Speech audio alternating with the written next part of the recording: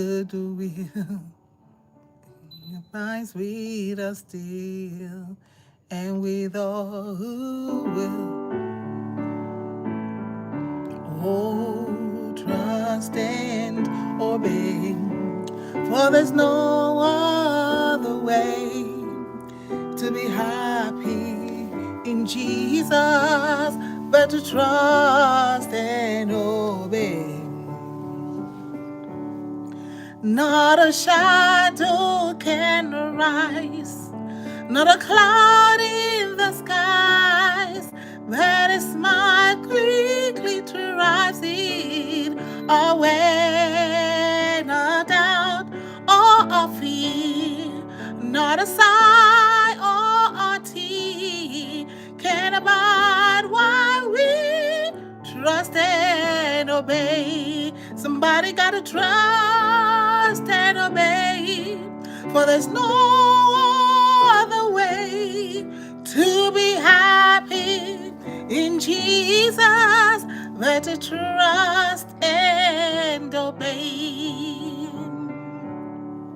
Not a burden we bear, not a sorrow we share, but a toil he doth richly repay. Not a grief or a loss, not a frown or a cross, but is blessed if we trust and obey. So let us trust and obey, for there's no other way to be happy in Jesus but to trust and obey.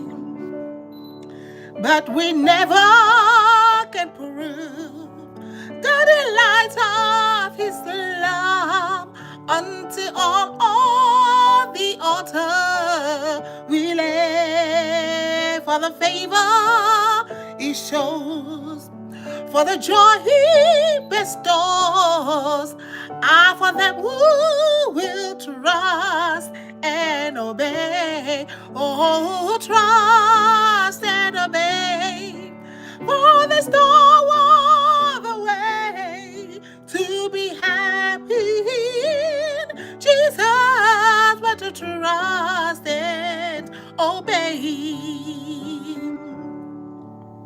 Then in fellowship sweet we will sit at His feet, or will walk by His side in the way where the seas He will do. Where He sends we will go.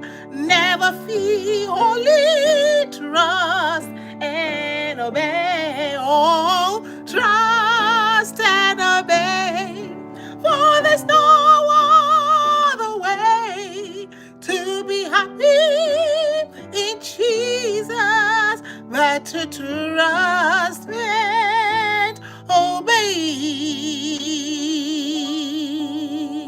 Somebody trust and obey. Somebody trust and obey. There is no other way to be happy in Jesus but to trust and obey. That is where we're going to spring forth for this encouragement today. Listen, guys. I was reading Mark chapter 10. Mark chapter 10. Mark chapter 10. Oh, Mark chapter 10. How you doing? Get somebody, share this with somebody, help somebody, let them know there is no other way. There is no other way but to trust and obey. Trust and obey. God is asking us for obedience. He says to obey is better. You know, sometimes we want to offer sacrifices like Saul. Saul said, I have kept the fattest calf for sacrifice. Saul, did God ask you for sacrifice? No, that's what we always want to do. We want to do works. But when God is asking us for a simple obedience. So Mark chapter 10, we are going to go in because we're going to see in Mark chapter 10. I'm telling you guys, I'm telling you, I thought I was done with Matthew 5, 6, and 7. But I'm like, Mark chapter 10. Oh my God. The scripture is just so loaded. May the Lord help us tonight. Father, just help us tonight. Oh, we pray, Lord Jesus, give us a heart to obey your word. For you said in your word that if we love you, we will keep your commandment, meaning we will obey your commandment. Lord Jesus, so sometimes, Lord Jesus, it's just so, we're just trying and everything is contending and calling our attention and pulling us and tugging at our obedience. But we're trusting you that you're going to help us, because you said that you will give us your Holy Spirit that will empower us. You give us the power to obey you, knowing that we can do nothing of ourselves. That's what you said. We cannot do anything. But let's go into scripture. Grab your scripture. Grab your scripture. Grab your scripture. Grab your scripture. Let's look into Mark chapter 10. And I start to read. And we're going to be encouraging each other. And you're also welcome to encourage somebody here tonight. As you read, you just get a bust. You just get a bust, just put it there and say, oh, this is what God is saying in this word. You cannot say what the word of God will say. The word of God is in plain blank. You say, write it down and make it plain. Okay? So then Yeshua left that place and went into the regions of Judah and the territory beyond the Jordan. Again, crowds gathered around him. And I love that. Again, crowds gathered around him. And again, and I love this too. I was like, oh my God, again, as usual, he taught them. So I said I thought I was done with Matthew 5, 6, and 7. But this is Jesus's character. This is Jesus's nature. That's why they called him teacher.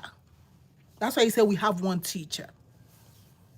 He says, as his manner was, as usual, he taught them. I love that because Jesus' ministry, Jesus' work was not miracle. Right now, we put miracles in front. It's like, come and receive miracle. Come and receive this. No, Jesus taught them. He always will teach them, and then they will bring people for him to heal. But his first thing was to teach them. Why? Because this world, we need teaching. Tonight I was like, should I come? Should I not come? I was so tired, but then I have to, because I was taking the time to teach a young lady that has an interview tomorrow what to wear. I'm like, FaceTime, we're going to find what you're going to wear in your wardrobe. We're going to find the shoe. So if you teach, we are teaching. I was like, oh, yeah, I'm teaching. That's what Jesus' nature was, to teach. You see, as usual, he taught them. And this is the word the Lord is teaching us again today. Oh, may we be good students to hear what the Lord Jesus is teaching us. He taught them some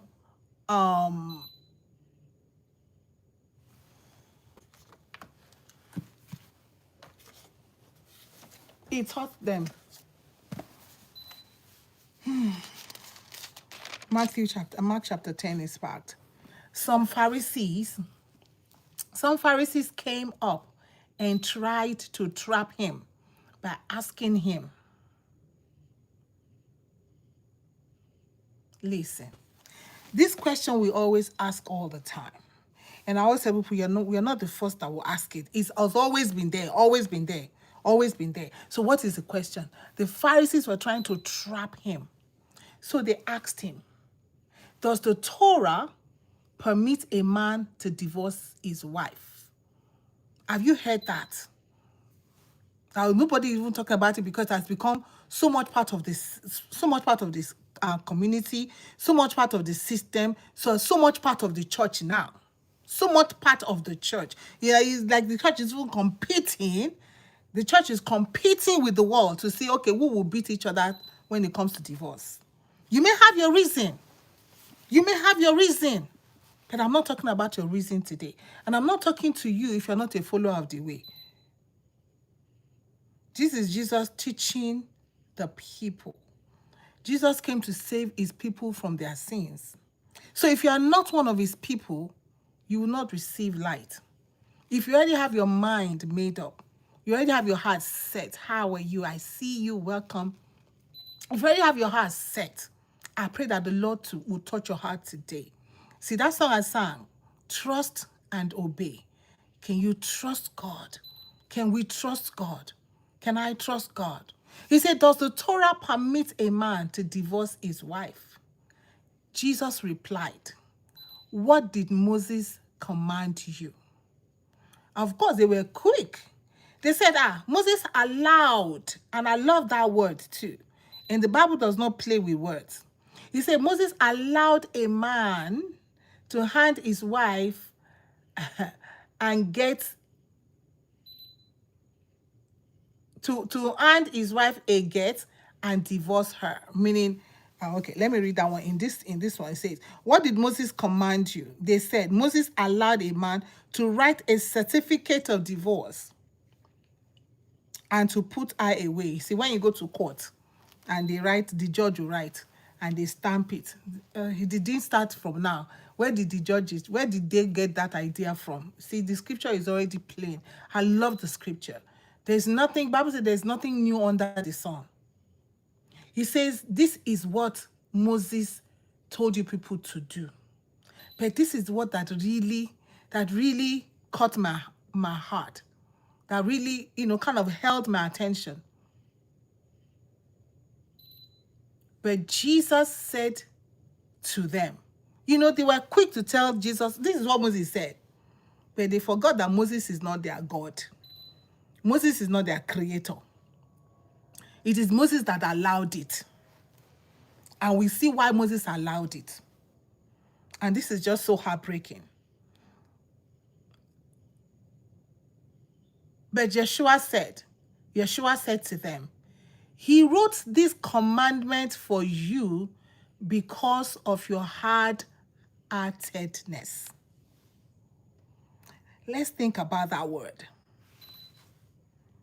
Jesus said, for your hardness of heart, he wrote you this commandment. Because the people's hearts were hardened, Moses allowed it. Don't forget, we're not talking about the Gentiles here. We're talking about the Jewish people. Jesus is talking about, these are the Pharisees. These are not Gentiles. They were asking Jesus this question. These were the Pharisees, the custodians of the law. The Jewish people. So we're talking about to those who are followers of the way. Jesus said, because of the hardness of your heart. However, verse 6, at the beginning of creation, God made them male and female. Read your scripture. Like I said, you may have a reason. Even I'm talking to you today. If my husband decides tomorrow he wants to divorce, that is him. But me, I know what I will not do. I know what I will not do. I know what I will not do.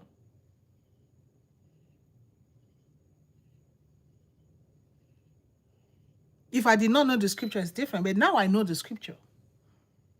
It's a hard stand to take. But what are you ready to give up for the Lord? Jesus said, if any will come after me, let him deny himself, pick up his cross, follow me. Follow us in Mark chapter 10 today. That is where we are.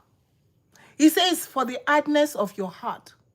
However, at the beginning of creation, God made them male and female. For this reason, why did God make them male and female? Why did God not make them male and females or females and male? There's a reason why God created 1 to 1. There's a reason why God made them 1 to 1. Jesus is telling us the reason.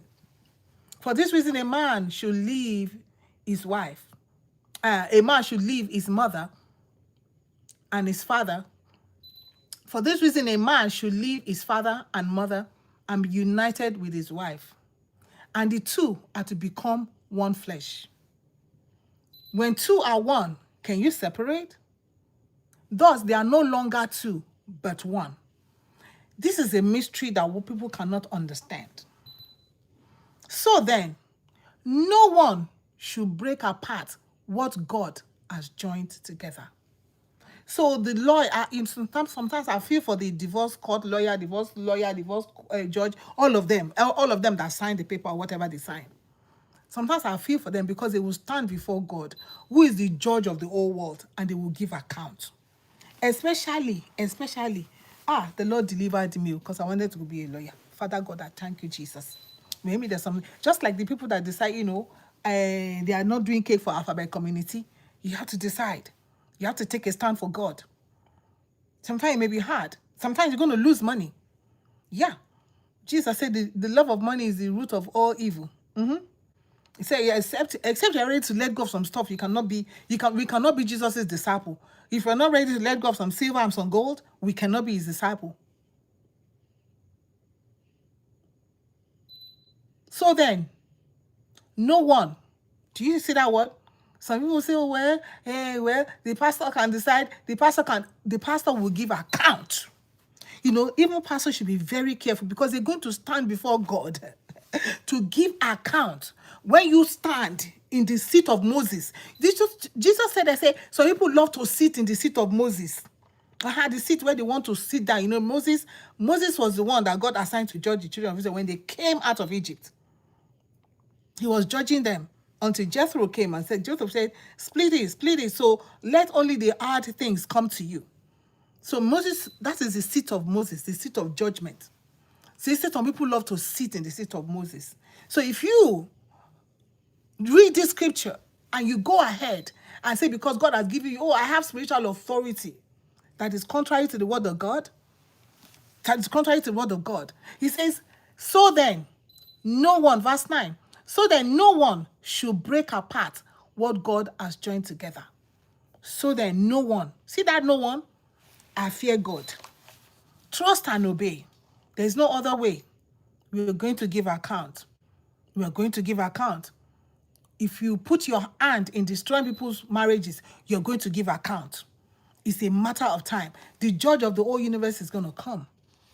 When they were indoors once more, I love this. I love this because it is hard. Just like they said concerning the teaching of Paul, say, the sayings of Paul are hard. Even with Jesus, they will say, they were astonished at what he's saying because it's different from what we want to hear. And that's what the scripture tells us. He says, my ways are not your ways. My thoughts are not your thoughts. The thoughts of God are not the same for human beings. We are the one that need to repent. We are the one that need to change.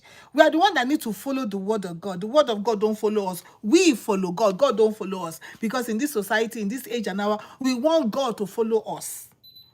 But Jesus said, if any will come after me, we want the word of God to suit us. We want the word of God. I was just thinking of a song today. This song, sometimes we sing, Sweet Jesus. I was just saying, hold off. Sweet Jesus, how? Sweet Jesus, how? Is it sweet Jesus that took the twine, put them together and flogged them out of the church, flogged them out of the synagogue? Is sweet Jesus that turned their table upside down? Is sweet Jesus that is teaching this thing? Sweet. I was like, we just love this. What we call it? What is candy? We want sugar. So we turn Jesus to sugar sweet. I told myself, no, you gotta think about Jesus again. Why is sweet Jesus? We make us feel good. But anyway, we want Jesus to follow us. But it's not, that is upside down. How are you? Hi, see you, welcome. Jesus don't follow us. No, we follow Jesus. The word of God don't follow us. We follow the word of God. The word of God don't change for us. We change our ways and align our lives to the word of God. When they were indoors, verse 10, when they were indoors once more, the disciples asked him about this. See, this is human being now. The disciples are human beings now, okay? They asked him, they asked him about this thing that the Pharisees that talked about. Say, Jesus, what's your man? Don't forget that Peter was a married man. Jesus, what's your man? Jesus, what's your man? They asked him about this thing. He said to them, whoever. So Jesus broke it down some more. Just in case human beings, we are going to go to get it twisted. Because we do get it twisted. Because our minds are twisted. Because we are dirt. Because we're dust. Because, because we want to eat our cake and have it. But Jesus said, whoever divorces his wife and marries another woman commits adultery against his wife. So you want to divorce? Yeah, you're not allowed to remarry. That is the scripture right there. And even by statistics, right? This is the world now. The world will tell you that if a man divorces a woman or whatever, after the first one, the likelihood of them divorcing again is stronger because now they know how to do it. They know how to get about it. They just like, you know what? I can't deal with this. Bye. I can't deal with this. Bye. I can't deal with this. Bye. It's easier. From there, the first divorce is always harder. But after that, they become a pro. The scripture tells us whoever divorces his wife and marries another, you out there, you see pastors with second wife, third wife. Oh, my wife this, oh, my wife that, oh, my husband this, my husband that. The scripture tells us, this is Jesus though, this is Jesus telling us, this is the word of God. God said concerning the Lord Jesus, this is my beloved son, in whom I am well pleased. Hear ye him. Are we hearing him? Whoever divorces his wife and marries another woman commits adultery against his wife. And if a wife, so you see, it's both ways. If a wife, I say what a man can do, woman can do. Say we see in this society now. I think there's this couple. I think they're in South Africa. I just feel so sad. But then the world is a wicked place. So they say, oh, maybe the wife is the one that did it. It doesn't say, the Bible say that it's possible. So if a wife divorces her husband, so a man can divorce his wife, a woman can divorce her husband, and marries another man, she commits adultery. So Jesus is talking to his disciples. Remember, he said that Jesus, as his manner was, as usual in verse 1, he began to teach. His manner was to teach the people. Verse 13, people were bringing children to him so that he might touch them. But the disciples rebuked those people. However, when Yeshua saw it, he became indignant and said to them, let the children come to me. Don't stop them, for the kingdom of God belongs to such as this. He says, unless we can be like little children, we cannot enter the kingdom of God. I always tell people, God does not have adults. So if you see the scripture, you say, oh, little children, my little children, we are children of God. We are never adults of God. So when we come to the point where we feel that we know everything about God, it's a dangerous place to be. It's a very dangerous place to be. We are always, for us to enter the kingdom of God, we have to remain like little children. Little children are, just think about children. You cannot offend little children. Oh. You cannot offend little children. You offend them to their back. They are back to you. They are back to you. Simple, easy, humble. Little children are just like that. And God expects us to be like that. He gives grace to the humble. He said, let the children come to me. Don't stop them. For the kingdom of God belongs to such as this. If you want the kingdom of God, you got to be like a child. Soaking in the word of God. When we see the word of God, we run to begin to obey it. Yes, I tell you, whoever does not receive the kingdom of God like a child will not enter it. This is Jesus. If we do not receive the word of God, if you do not receive, because he said the kingdom of God is now with you. The word of God is now with you. It is now with you. Like a child, we do have to receive the word. Like what Jesus just talked about divorce now. Don't try to figure it out. The disciples try to figure it out. The disciples, this is hard. This saying is hard. And he took them in his arms, laid his hands on them, and he blessed them. He blessed them. You want the Lord Jesus to bless you? We got to be like a child. We are children of God, little children. My little children. If you go to John, my little children. I love the word of God. As he was starting on his way, a man ran, so verse 17, ran up, kneeled down in front of him and asked, "Good rabbi," meaning good teacher, "what should I do to obtain eternal life?"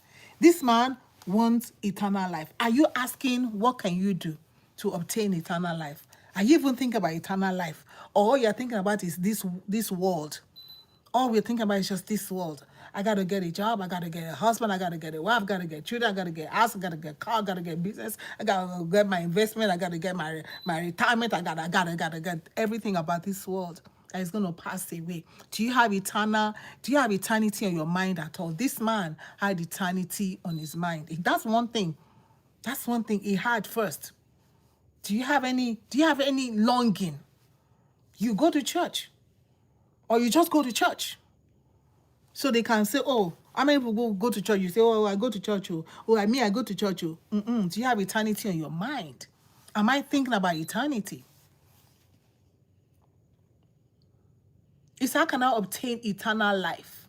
Jesus, Yeshua, said to him, "Why are you calling me good? No one is good except God. You know the law.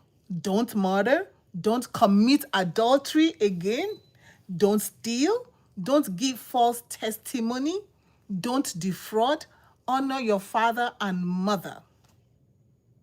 "Rabbi," he said, "I have kept all these since I was a boy." Yeshua looked at him, felt love for him, and said to him, "You're missing one thing. One thing thou lackest. One thing thou lackest."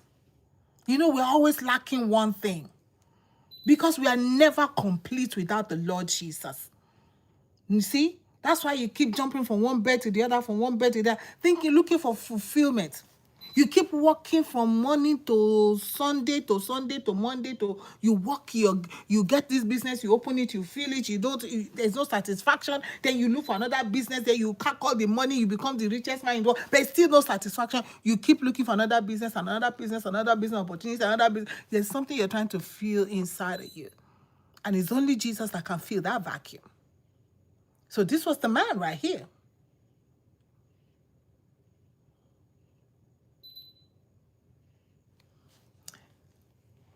You are missing one thing. What is that one thing? Go, sell whatever you own, give to the poor. I love this. I love this. Jesus said, "Go, sell whatever you own, give to the poor." How are you taking care of the poor around you? Like I said, I was listening to that preacher from South Africa. They have a house that is worth 6.5 million US dollars. I was like, no way. No way. No way. A house that you're living in, and it's worth much more than that.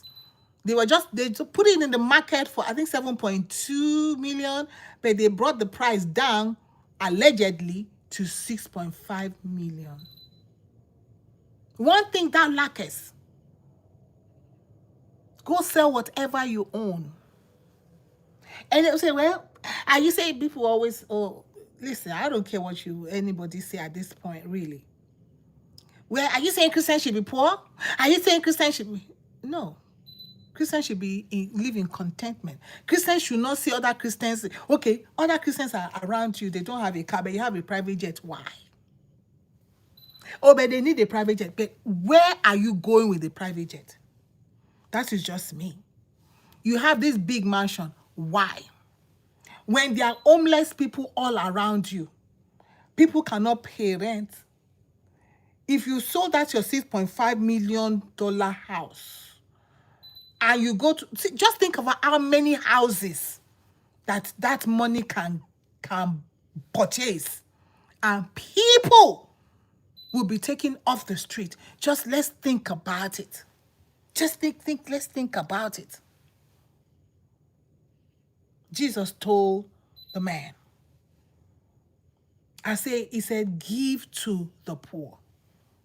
Proverbs says, if whoever has pity on the poor has borrowed to the Lord, lend to the Lord, and the Lord will repay him. Jesus said, you lay not for yourself treasures on this earth. So that $6.5 million house allegedly is a treasure we're laying on the earth. All we are amassing all these houses. Oh, I have 10 houses. I have 15 houses. They are all for renting. There are people who are homeless. There's so much homelessness. We have enough resources. God has given us enough resources in this world to take care of each other. But I'm not even talking about people who don't know the Lord Jesus. But if you say you know the Lord Jesus, I have 3, 4, 5, 6 houses, rental property. Which of them have you given off for the poor? You know, I read something about the Queen of England. It was amazing to me that she has properties that she gives to the poor. I was like, So if you are in England, if this is true, please confirm. Allegedly, not in Bugwe. That is, I think TI over here was trying to build some low-income houses. TI, unbeliever. That's what we'll call them. That's why Jesus said, the first shall be the last. The last shall be the first. The first shall be the last. And the last will just jump the line. He said, you will be there. The prostitutes will enter the kingdom. And you that you say you know Jesus, you are still in the back. He said, you will be there. Tax collectors will enter the kingdom. The Pharisees were there. When tax collectors, Zacchaeus, say, Jesus, I want to see Jesus. When Jesus called Matthew, the Pharisees were there. The Pharisees, the scribes and the Pharisees were there. All they were trying to do is how to tempt Jesus, how to try Jesus, how to make sure to take him in his word. That's all their own plan was. But Zacchaeus didn't have that plan. Zacchaeus wanted to see Jesus. Zacchaeus said, whatever I have taken, I'm going to return. Whatever this, today, hey, Jesus said, hey, Zacchaeus, today salvation has come to your house. What?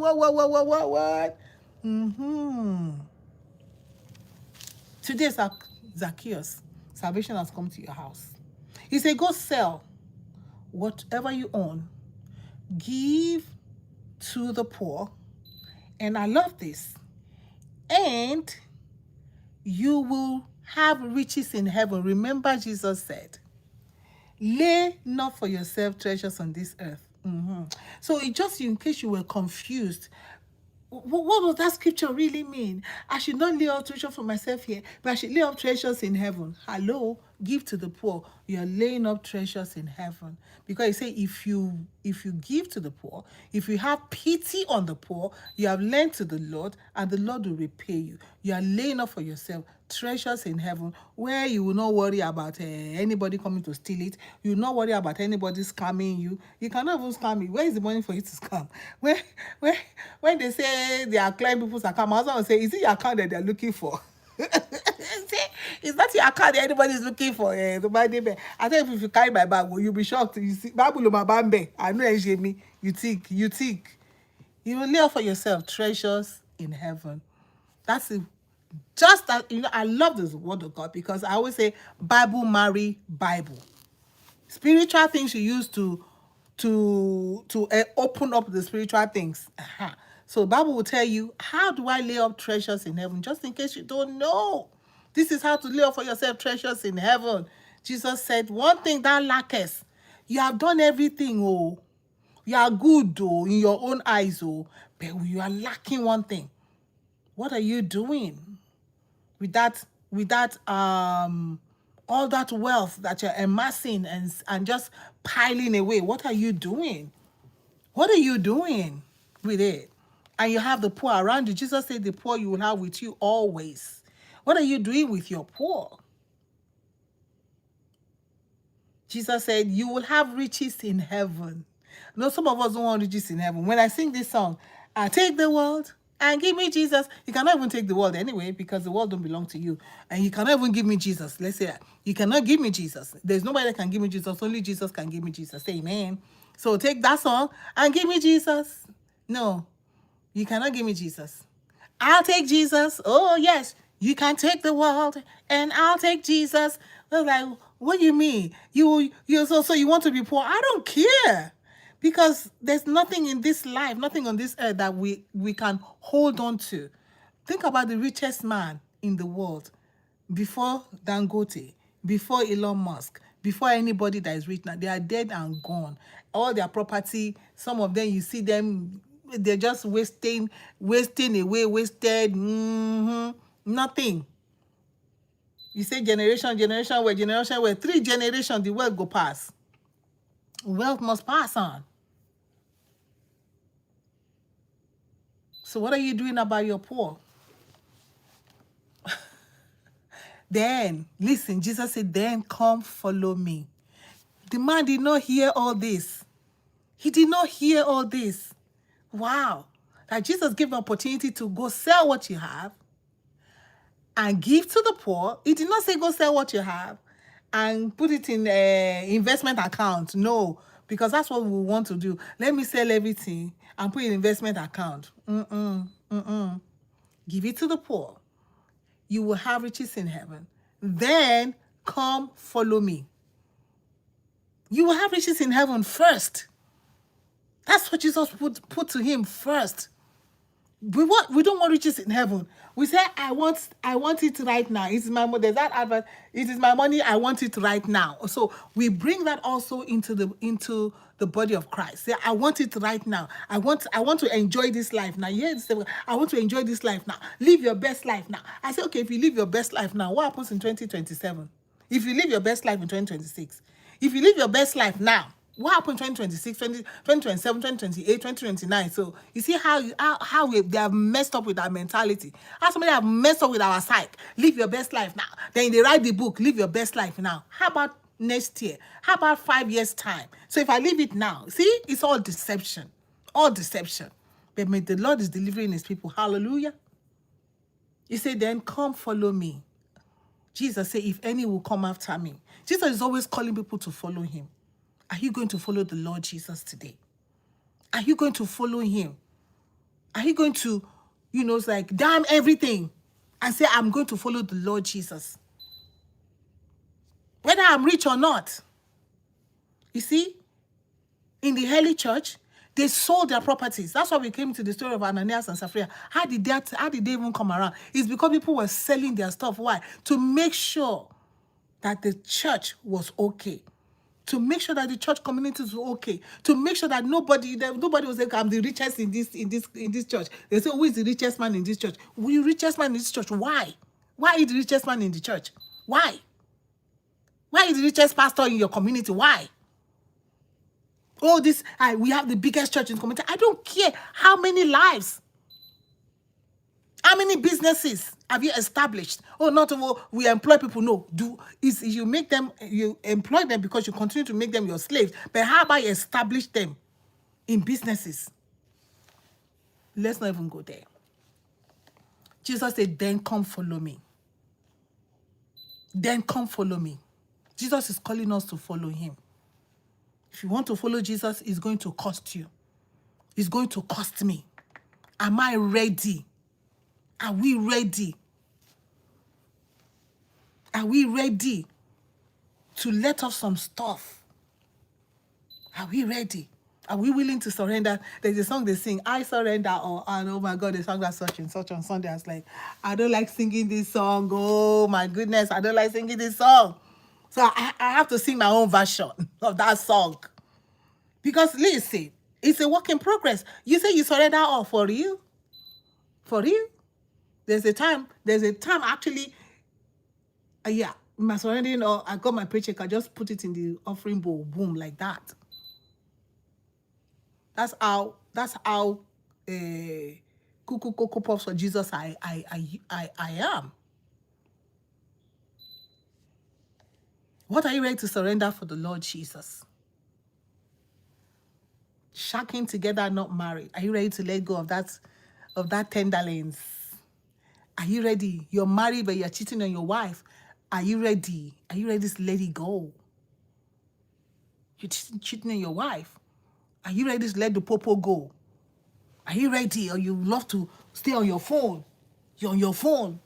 You're doing popo under the blanket. You cover yourself. You're doing popo under the blanket. Your computer. You put sometimes they put a private screen so everybody can say that you're doing popo. Are you ready to let the popo go? Are you ready? Are you ready to let that boyfriend go? Are you ready?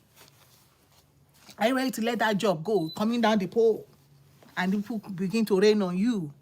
They take the money they're supposed to go and use feed their family. They take it and rain it on you. Are you ready to let that job go? Or are you going to defend yourself? Trust and obey. Jesus said, go sell whatever. One thing that lacketh. There's always one thing we are lacking. Don't let nobody fool you. Don't let nobody fool you. All we want is just sweet Jesus, oh, wonderful Jesus, oh. That's all we want. Candy, sugar, diabetes. We want diabetes Jesus. The one is sweet. You too much sugar, is diabetes. Too much sugar. That's why sometimes we do some Swedish, we do some bitter leaf. Yes. Bitter leaf Jesus. To detox you. You take some dandelion, bitter leaf, to detox you, to detox me, to detox us. From January to December, we're in July now. We have been saying sweet Jesus, oh sweet Jesus, sweet Jesus, sweet Jesus. I was thinking about that song today. I was like, I gotta make sure when I'm singing that song, He is Lord Jesus.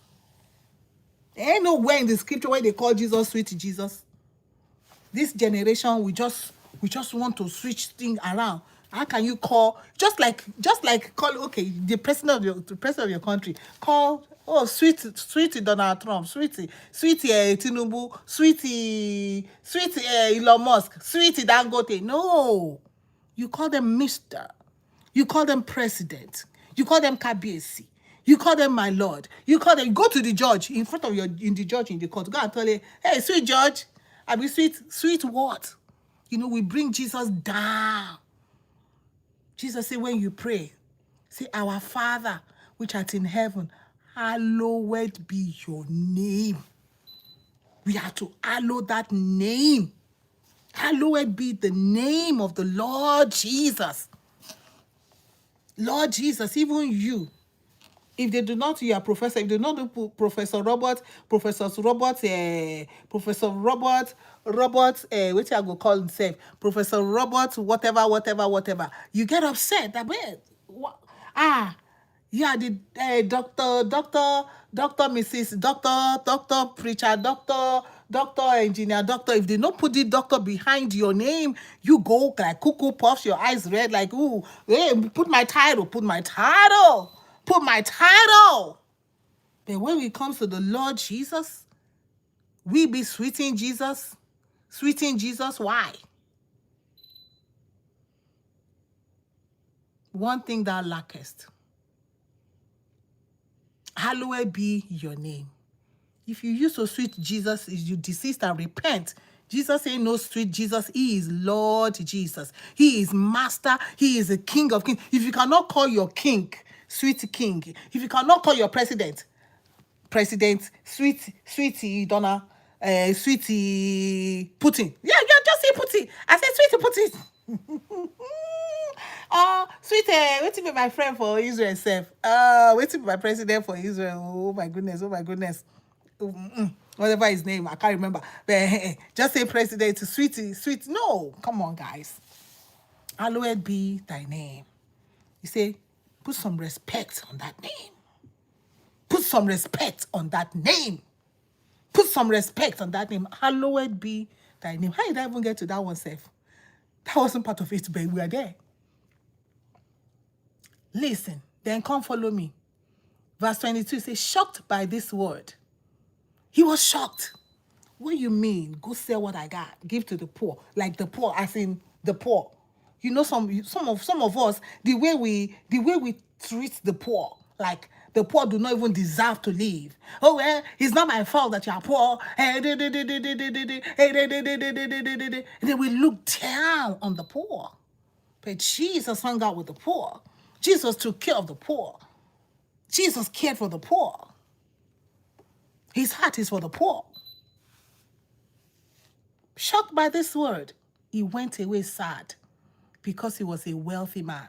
So if you're wealthy, Jesus said you be careful what you do with your wealth. He said those who are wealthy in this life, he said you should be careful what you do with your wealth. Those who are wealthy in this life, those who are wealthy in this life, KJV, those who are wealthy in this life, there is a way you have to do. 1 Timothy chapter 6, verse 17. Let us go to that scripture. So if God has blessed you, remember it is God that gives us power to get wealth. All that wealth that you have, Elon, Jeff Bezos, Dangote, all of them, all your wealthy people, even you that have small shing. Now, before you did not have anything, but suddenly you have small shing in your account. Now, nobody can walk, nobody can talk to you because you have small shing. Yeah, you have small change. So now, you have become Lord and King and boss and nobody dare to talk to you. 1 Timothy chapter 6, verse 17 says, he said, as for the rich in this world, are you rich in this world? He said, charge them not to be haughty, nor to set their hopes on uncertain riches, but on God who richly furnishes us with everything to enjoy.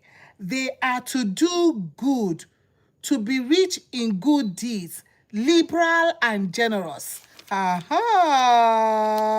Listen, thus laying up for themselves a good foundation for the future, so that they may take hold of the life which is life indeed. Did you hear that? So if you are rich in this world, there's something that God wants you to do with your money, because that money, he gave it to you. Remember, the scripture tells us that the cattle on 1,000 hills, they belong to God. The gold and silver, you think you have in your account, I have bars of gold, it's stocked up. It belongs to God. It belongs to God. It doesn't belong to you. It doesn't belong to us. Yes, Jesus is Lord. I see you. Yes, Gloria, Gloria. Yes, Gloria, I see you. Thank you. Yes, Jesus is Lord. I say that. Oh, yes, Jesus is Lord. And when I say that, sometimes people get say, why are you saying Jesus? I say, oh, okay, what do you want me to say? What do you want me to say? Me, I do not believe in saying that is a liar. No, I believe in Jesus is Lord. Jesus is Lord. Trumpet, trumpet, trumpet, trumpet. Trump, Jesus is Lord. His name is to be hallowed. His name should be coming out of my mouth more than to be saying, oh, that is a small thing. He's a liar. That one, he's a liar. He's a liar. Everything. I say, can you say Jesus is Lord in that circumstance? Anyway, let's keep going. Yes, we are almost there. Yeshua looked around and said to the disciples, how hard it is going to be for people with wealth to enter the kingdom of God. The disciples were astounded at these words, but Yeshua said to them again, my friends, how hard it is to enter the kingdom of God. It is easier for a camel to pass through a needle's eye than for a rich man to enter the kingdom of God. They were utterly amazed and said to him, then who can be saved? Jesus? Lord Jesus? Master Jesus? Who can be saved? I love the Lord Jesus. Oh, our comforter. Oh, our keeper, our Lord and our Savior. Oh, he has paid so much price for us. Hallelujah. Yeshua looked at them and said, humanly, it is impossible, but not with God. With God, everything is possible. God is able to save that rich man. Yeah. God is able to save Jeff Bezos. God is able to save President Trump. God is able to save Dangote. God is able to save anybody. God is able to save Elon Musk. Elon Musk. Yeah. God is able to save anybody. There's nobody that is above God's salvation. He created them. Their heart is in the hands of God. He can do it like this, like a Pharaoh, or he can let it go. Like after he dealt with Nebuchadnezzar, then he released Nebuchadnezzar to understand what's up, Nebuchadnezzar. I gave you this kingdom, Nebuch. I gave it to you. Took him for a while, for a season, and then he let him go. That is the God that we serve. Great and mighty God. He says, but with God, there's nothing. When it comes to salvation, God can save anybody. So that is why we do not write off anybody. You don't write off your boss. You don't write off your husband. You don't write off your wife. You don't write off your sister. You don't write off your uncle. You don't write off your mother. All these people that have, my mother is a witch, my uncle is a witch, my grandmother is a witch, my king is a witch, everybody is a witch, my auntie is a witch, everybody is a witch, but to you. Everybody is bad, but to you. You seem to have it all together, but everybody else, but you. You see all those everybody else? Jesus is saying here.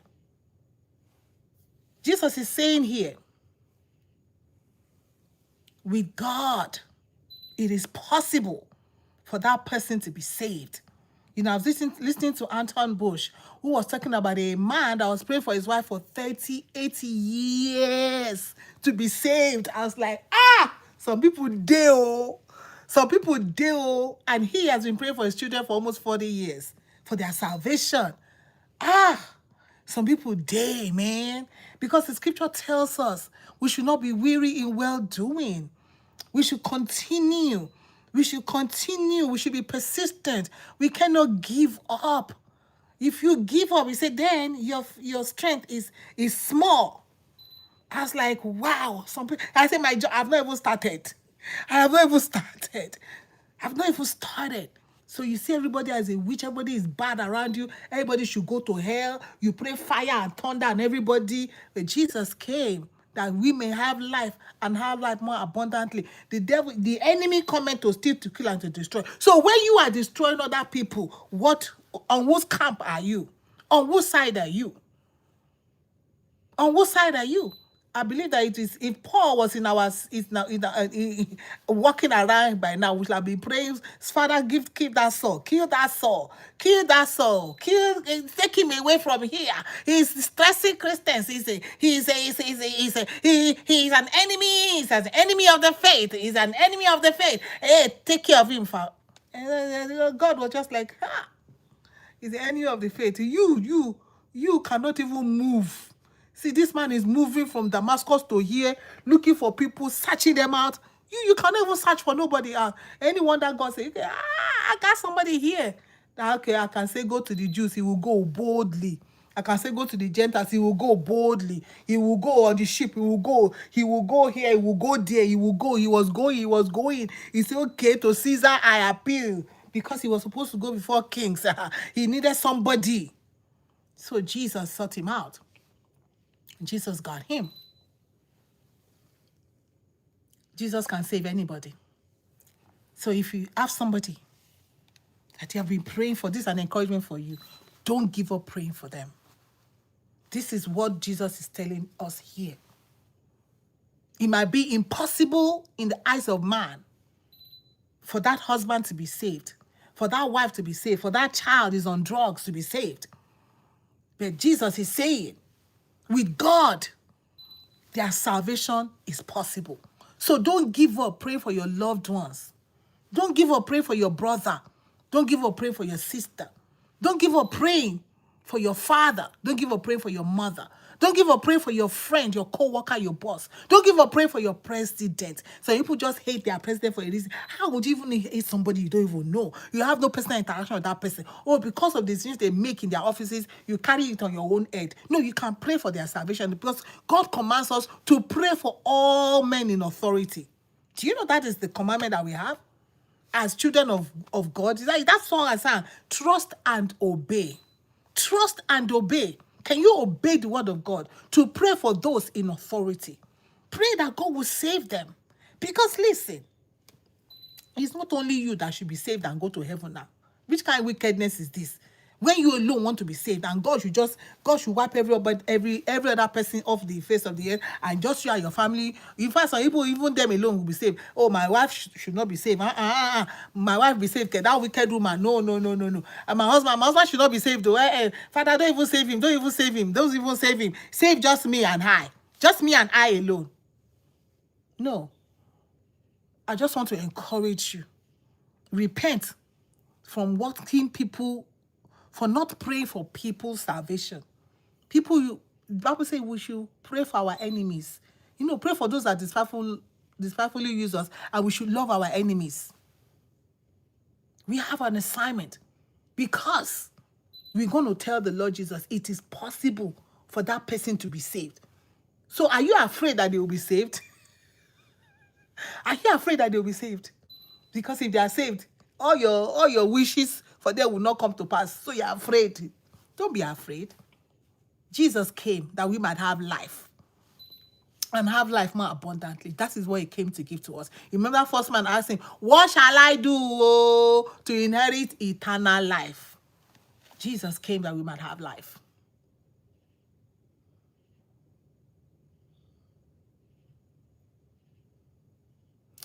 And so Peter began saying, verse 28, look, we have left everything and followed you. Yeshua said, yes, I tell you that there is no one who has left house, brothers, sisters, mother, father, children, or fields for my sake and for the sake of the good news, who will not receive 100 times over now in this life, homes, brothers, sisters, mothers, children, and lands, with... When I saw this on my head, it just cut out again. I said, Lord Jesus, oh, Lord Jesus. He said, with persecution. So you want her?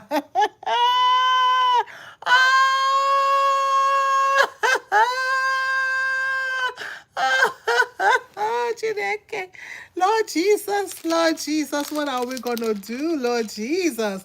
Oh, what are we going to do, Lord Jesus? What are we going to do, Lord Jesus? Lord Jesus, what are we going to do? Just tell us what we're going to do. Just tell us, Lord Jesus. Lord Jesus. Jesus said, truly I say to you, there is no one who has left and who will not, verse 30, who will not receive 100-fold now in this time, houses and brothers and sisters and mothers and children and lands with persecutions. So if you want this, if you want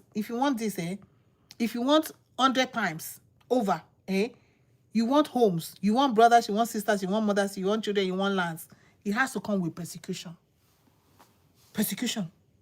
Because when they persecute you, Jesus said, in this place, go to another place. That means you have left that place, you have acquired another place. Then in that place, you're going to have brothers and sisters and mothers and fathers. You see, the word of God is so true. Otherwise, if you're not persecuted, you're going to stay in that same place. You're not going to acquire more brothers and sisters and mothers and fathers and lands and property. You're not going to accumulate it in that place. So sometimes when you're persecuted, know that there's something that Jesus is talking about here. He's talking about it. You want lands, you want fields, you want brothers, you want sisters, you want mothers and fathers. It comes with persecutions. But we have not been trained. We have not been taught that persecution is part of the Christian walk. Jesus said, if they hated me, they will hate you. That is it. He said, if they hated me, did they hate Jesus? Oh, of course, absolutely. Despised of men. Despised of men. Jesus despised of men. So what makes us think that we are free from being despised? Be encouraged today. Are you persecuted for the sake of the gospel? Are you persecuted for the sake of the good news? Know that there's a reward that is coming to you. And I'm not the one saying it. This is what Jesus said. He says you're going to have houses, brothers, sisters, mothers, and children, and lands if you are being persecuted for the sake of the gospel. Forget that everybody is telling you you're not supposed to be persecuted. No, I don't know what scripture that they are reading. I don't know what word Jesus is saying right here. If you want all of this, expect it to come with persecution. So be encouraged, my brother, my sister, right there, wherever it is you are being persecuted. There are some people who are really, really going through persecution.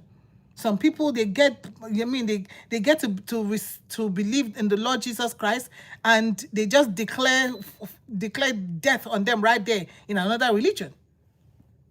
Some people just, your family don't mind if you go partying, if you go drinking, but the day you decide that you want to begin to follow the way of holiness, you want to begin to follow the Lord Jesus, watch your father, even your father, your mother, your brother, your sister, everybody turn against you. You're going to be like, your husband turn against yourself, your wife turn against yourself. Why? Because you begin to be strange. You begin to be strange. Why? Because your ways are no longer like the way used to be. The kind of TV shows you used to sit down and watch with people, you no longer sit down and watch with them. So now you begin to be strange. They wonder what's wrong with you.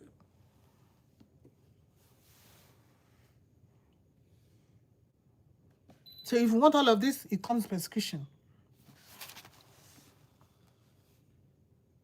But many who are first will be last. I said that before. And many who are last will be first.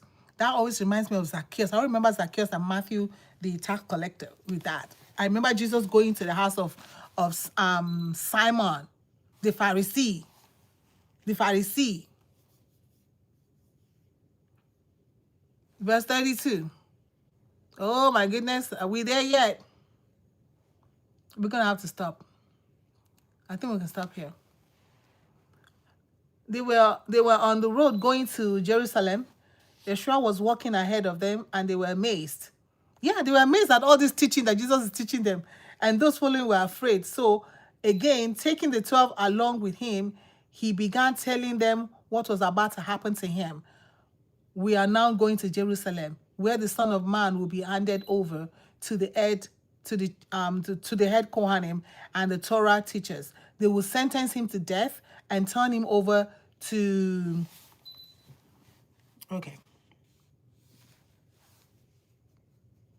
condemn him to death and deliver him to the Gentiles.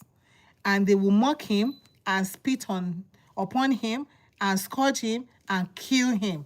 And after 3 days, he will rise. Jesus told them. It's just so beautiful. It's so beautiful. And in the midst of this, you could hear the sons of Zebedee. You can hear all of them. Jesus is telling them how he was going to die. They are busy who is going to be the greatest. They are busy, well, let me sit on the first, on the right, on the left. They will begin to think of mundane things. Let's be careful that we keep our hearts stayed on him. Let's keep our hearts and our minds stayed on spiritual things. You say we should not keep our eyes on the things of this world, because Jesus is telling them what's going to happen to him. I'm going to be crucified. I'm going to die. I'm going to rise again. But no, they were busy thinking who is going to be the greatest, or who is the greatest. They are thinking who is going to sit on the right and on the left in your kingdom. Let's seek eternal life. And Jesus had to tell them again. And he always will keep reminding them. You say you want to be a leader. Before you be a leader, you have to serve. A leader is a servant. See, Jesus said, I did not come to be a leader. I came to serve. I came to serve in verse 43. But among you, it must not be like that. On the contrary, whoever among you wants to be a leader must be your servant. You see all the leaders, are they really serving us? Are they serving us? Whoever wants to be first among you must become everyone's slave. Must serve. For the Son of Man did not come to be served, but to serve, and to give his life as a ransom for many.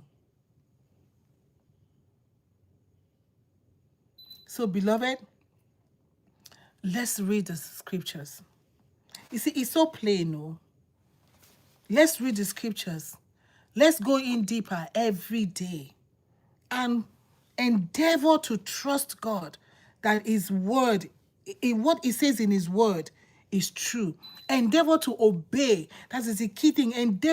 Try to obey the word of God. It will come with persecution. There's no way you're going to obey the word of God that it will not come with persecution. Jesus obeyed God and he was persecuted to the point that he was killed.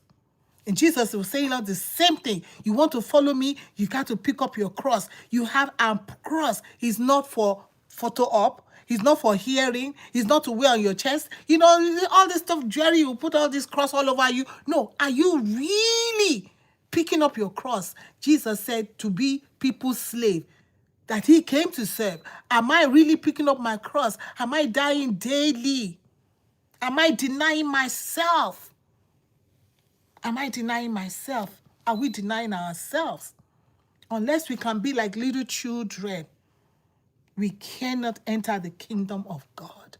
So I'm encouraging you today. Let's seek God more. Let's seek to obey God more. Let's seek to trust him more. Ask him for the grace to trust him. Whatever that one thing is, we talk about one thing what we lack. Whatever that one thing is, the Lord will open your eyes to see it. And once he tells us, may he give us, pray for the grace to be able to do it. And he said he gives grace to the humble. And remember, Jesus is Lord. Thank you, Sister Glory. Thank you. Jesus is Lord. Let's always remember that. He is Lord. He's not sweet. He's not sweet. Wait, I talk. He's not candy. Jesus is Lord. He is Master. He is Master. He is Lord. Father, in the name of Jesus, we just thank you. We just give you praise for your word today. Thank you, Lord, as you have helped us to go into your word. We pray, oh God, for the grace to be doers of the word, for it is he that is both a hearer and a doer that is blessed. And that's what we want, oh God, to be blessed. Father God, as we begin to do your word, we pray for the grace. I pray for that man, for that woman. I pray for that sister, that brother out there that want to begin to walk with you. Lord, that you will help us to walk with you. Help everyone that wants to walk with you to begin to walk with you. In the name of Jesus, we thank you, God. Thank you for giving us sight in your word. In Jesus' name, hallelujah. Thank you, everybody that joined us today. May God continue to keep each and every one of us. Shalom. Trust and obey. Hallelujah. Thank you, Jesus.